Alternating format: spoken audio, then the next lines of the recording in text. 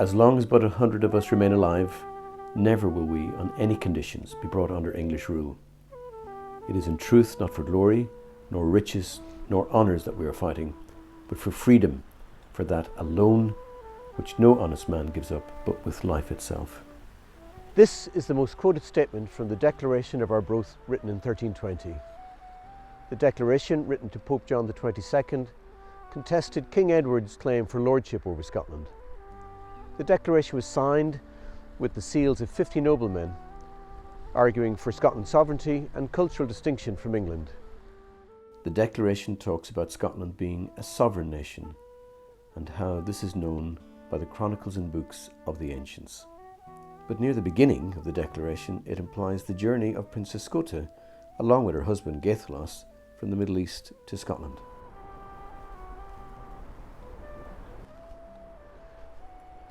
Travelling by land from Egypt, across the Tyrrhenian Sea, and through the Pillars of Heracles, arriving at their destination.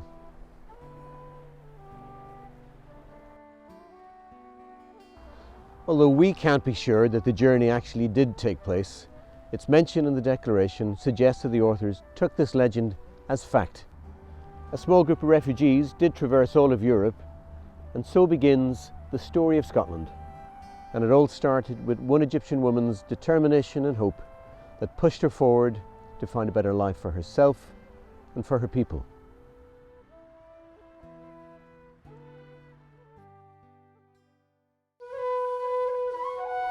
Scota was from the Kingdom of Egypt, ravaged by civil war. People were dying all over her land. Everywhere there was turmoil, the crops were failing. People who were not caught up in war were dying from starvation. Men, women and children all across the land succumbed to sickness and even more death. Scota's homeland was being destroyed, and there was nothing she could do. Scota knew that if she and her followers remained in Egypt, they would all perish like her fellow countrymen. Scota had only one option: to flee her home, save herself and her small band of followers.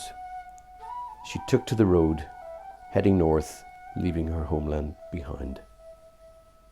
Scota would never see Egypt again.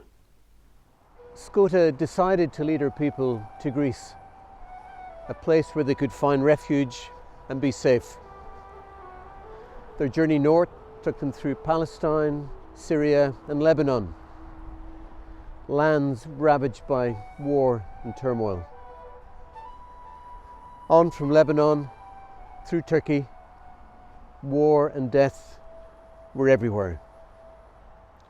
Finally, after a long and perilous journey, they arrived in Greece, a place where she could finally feel safe.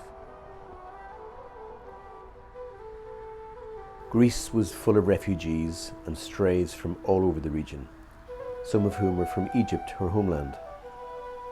All these people were also looking for safety and a place to live in peace. But they were being forced to stay in camps, small communities locked away from the peace and the sanctuary they were looking for. Greece was not the place they were expecting. Maybe it wasn't a wasted journey. Call it luck or call it fate.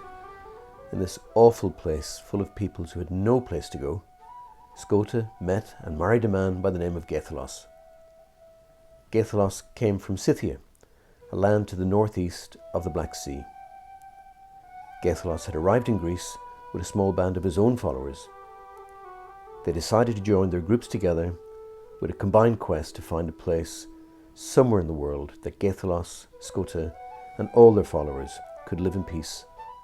They both knew that they couldn't remain in Greece due to the danger and the squalor of the camps.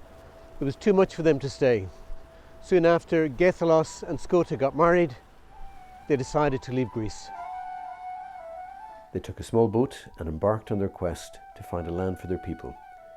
This was to be a long and perilous journey. Across the Tyrrhenian Sea, west across the Mediterranean and out through the Pillars of Heracles, modern-day Gibraltar. and into the vast ocean. Scota knew the dangers that such a vast expanse of water posed on their little boat, so they made land on the western Iberian coast, their new intended homeland. History was repeating itself. Just like Greece, Iberia was not the place they were hoping for. But instead of being too crowded, the local inhabitants were not welcoming and became hostile towards them. But nonetheless, they did try and integrate with the local inhabitants. They wanted to be friends and coexist, wanted to set up a homeland on the coast. But the locals became more and more aggressive towards them. Fearing for the safety of themselves and their followers, Scota decided this was not the place they were looking for. They agreed to flee, taking their boats again, heading north into more unknown encounters and dangers, looking for a homeland. The little boat, full of cold, hungry followers, eventually made land. Although at this point they did not know where they were, they didn't care. The long, arduous journey would have been very hard for everyone. Gaithalos turned to help Scota from the boat. It was too late. The great journey which Scota started a long time ago in Egypt had been too much for her. Scota died on the shores of her promised land. Scota's struggles were not rare for that time. In fact, they're not rare in 2020 either. The differences appear in how such a story would be perceived today. In modern times, a woman like Scota would be vilified for not being ethnically Scots. In 1320, Scota's story is not only legendary but incredibly important to us.